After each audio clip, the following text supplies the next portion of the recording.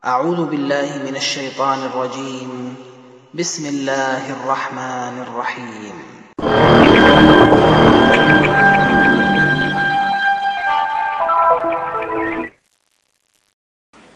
Now let's look at the expansion of the Muridiya in more early time or in contemporary time. As I discussed earlier, the Murid have always shown propensity to mobility. But the aftermath of World War II was marked by an intensification of this tendency.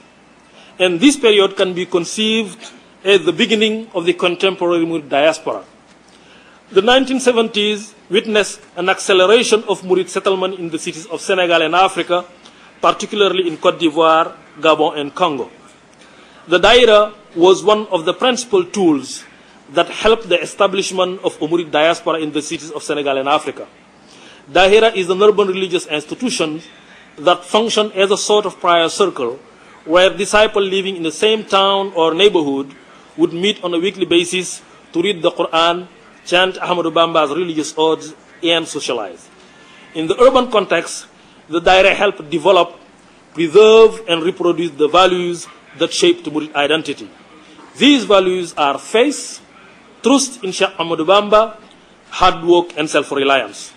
The Daira also fostered a link of solidarity and provided new immigrants a familiar and supportive environment. The Daira assisted in the organization of religious and social ceremonies such as pilgrimages, marriages, and baptism, and helped repatriate the dead in the cemetery of Touba or other holy Murid cemeteries in Senegal. When the Murid started to move out of Africa in the 1960s, they took with them the education and social values they developed in their heartland of Senegal. In France, where they first settled, they formed linkages between members of the diasporic community, the city of Touba, and the Murid leadership of Senegal. They also celebrated the different magals that marked the religious life of the Murid community and traveled back and forth to perform ziyar or pious visit to the religious guides and pilgrimages to Murid holy sites. It is perhaps more accurate to call these disciple sojourners rather than diaspora because they straddle many boundaries and continue to maintain strong bonds with their community of origins in Senegal. But in Europe and North America, the Murid were not oblivious to the local culture environment. They remained profoundly attached to the positive values of the Muridiyya, but they also showed a great capacity of adaptation. They absorbed some aspect of the local cultures that suited their economic enterprise, and they even incorporated modern organizational methods and techniques to disseminate the teaching of Cheikh Ahmadou Bamba and strengthen the Muridiyya. Disciples in the diaspora played a significant role in the founding and expansion of new types of religious organizations. These are the international dairas, NGOs, and foundations such as Khadim Rasul Foundation, Mika, Hizbut Tarqiyya, Madlabul Fawdaini, and the all-known daira, and the all-known woman daira Mam Jara Buso, named after Cheikh Ahmadou Bamba's blessed mother. These dairas adopted modern form of management with board of trustees that included disciples around the world and developed efficacious fundraising strategies. The role of these daira and organization was particularly important with regard to education and the modernization of the city of Touba.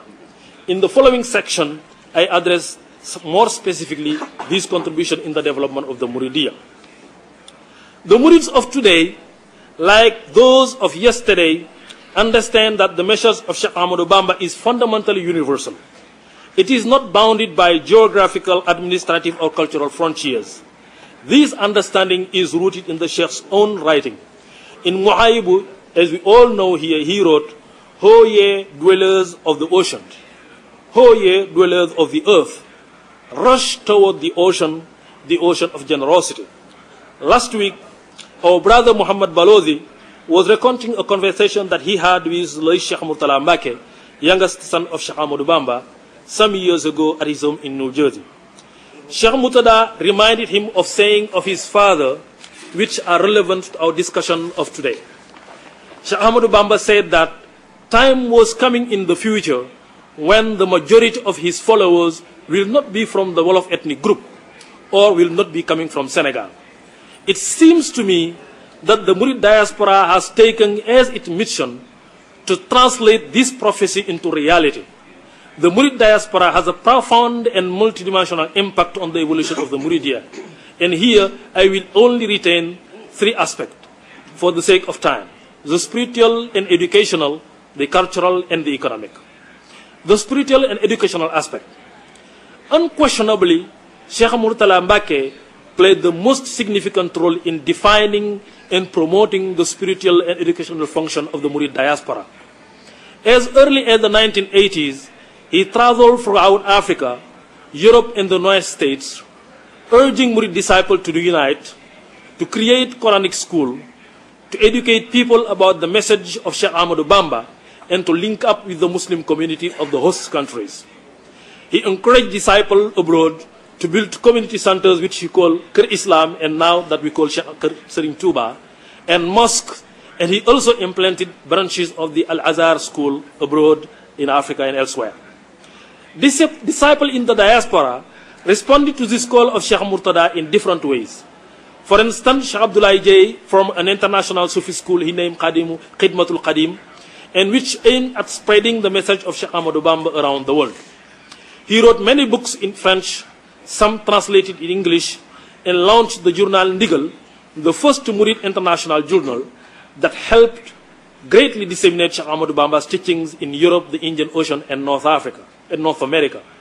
Sheikh Abdullah Jay achieved some success in attracting Europeans and Americans to the Muridiyya because he was able to translate the message of Cheikh Ahmadou Bamba in a language meaningful to them. Other disciples in the diaspora invested in the compilation, translation, and edition of Cheikh Ahmadou Bamba's writings.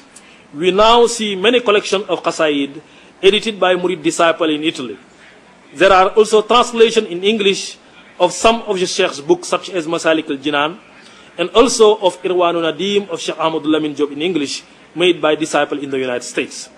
In Senegal and abroad, Murids have harnessed the new information and communication technologies as tool of dawah. There are now dozens of Murid websites on the internet, some better organized and more professional than others, but all seek to disseminate the message of Cheikh Ahmadou Bamba. Many books about the Muridiyya have been or are being written in Western languages by members of the Murid diaspora. As I turn to the cultural aspect of the contribution of the Murid diaspora, I would like to stress one enduring feature of the personality of the Murid disciple. The Murids are known for their cultural resilience and their capacity to resist cultural alienation. Whether in the urban centers of Senegal or the Western world, they have consistently weathered the intense pressure to abandon their tradition and to assimilate to local culture. Wherever they go, they bring with them the name of Touba and pictures of the holy city and sheikh that adorn their houses, businesses, and cars. They never hide their affiliation with a Sufi order and a black saint in a Muslim world where both Sufism and blackness are often looked down upon. There have been many exhibits upon Cheikh Ahmadou Bamba and the Muridiyya in Europe and North America. The first of these was organized by a Murid disciple at the headquarters as UNESCO in Paris in 1979. These events were made possible because of the impact that the Murid diaspora had on their host communities abroad. Universities and high schools in the West, and particularly among African American communities in the United States, increasingly show interest in including the Muridiyya in their curricula on Islam and African culture. Murid disciples are proud of their cultural heritage and tradition. In their dress, diet, demeanor, and speech, Murid in the diaspora continue to embody and display important features of Murid lore. One single example here can show us the cultural effect that Murids are having on their host communities abroad. This is Café Touba, a recipe made of a mixture of ground coffee, clove, and other spices invented by a Murid disciple in the Dara of rural Bawal, and which has now become an international beverage sought after by people, Murids and others all over the world, and marketed by international companies over the internet. The economy. Café Touba offers us a nice segue to talk about the economic impact of the Murid diaspora. This is a topic that has fascinated journalists, researchers, and policymakers. In the last few years, The Economist of London has devoted many articles to Murid businessmen in Europe. The New Yorker and the New York Times have done the same in the United States. It is estimated that Senegalese expatriates send home every year about 500 billion CFA. That is more than half of the money that the country receives from donors and international financial institutions. Although the part of the Murid diaspora contribute to this amount is not known, it is widely believed that the remittances sent by the Murids form the largest portion of the money that immigrants send annually to Senegal. This is plausible because the majority of Senegalese living abroad belong to the Muridiyya. It is also possible to measure the impact of Murid immigrants on national development by looking at the transformation in the Murid holy city of Touba. Touba has completely transformed within a couple of decades from a small village to the second largest city of Senegal, boasting over 1 million inhabitants with a modern architecture that rivals some cities in Europe and North America. We can cite the hospital built in Touba by the NGO Matlabul Fawzain and the work of the other daira to improve the quality of life in the city. The role of the diaspora in the development of the real estate and housing industry in Senegal is perceptible almost everywhere in the country, particularly in the big cities like Dakar, Thiès, and Kaolack, and cities dominated by the Muridiyya like Louga and Mbacké. The Murid diaspora play a central role in funding the project designed by the Muridiyya leadership in Touba, and with a better organization, it has the potential of achieving even greater things for the community of Senegal and for the community of Touba and Senegal as a whole. We can also see the economic impact of the Murid diaspora by looking at businesses created in Senegal by former Murid immigrants or by Murids still living in abroad. The appearance of dollar stores and other businesses inspired by the sojourn abroad constitute evidence of the attempts by Murid to put into practice at home the skill that they acquired abroad. This is to say that they are not only repatriating money, they are also bringing with them economic know-how.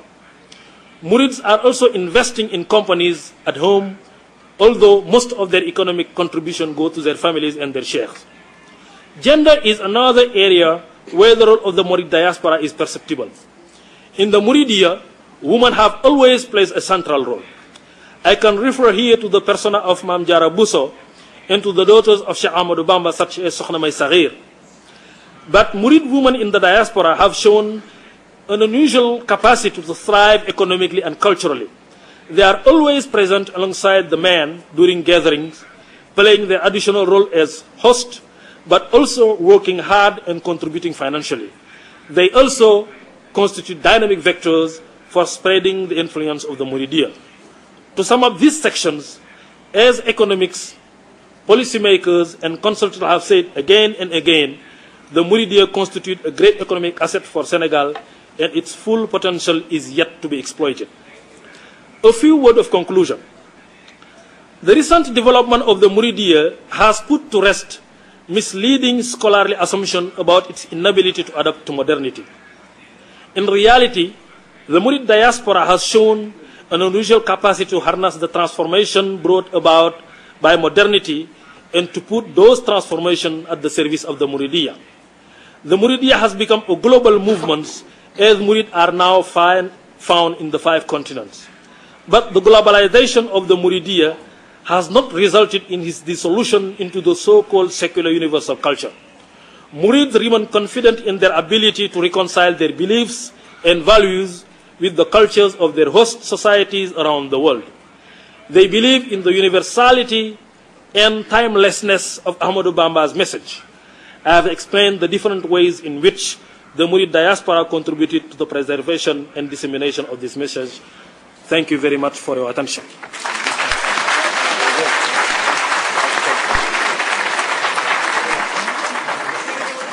Thank you, Dr. Babou. jërëjëf waxtaan wi neex na lool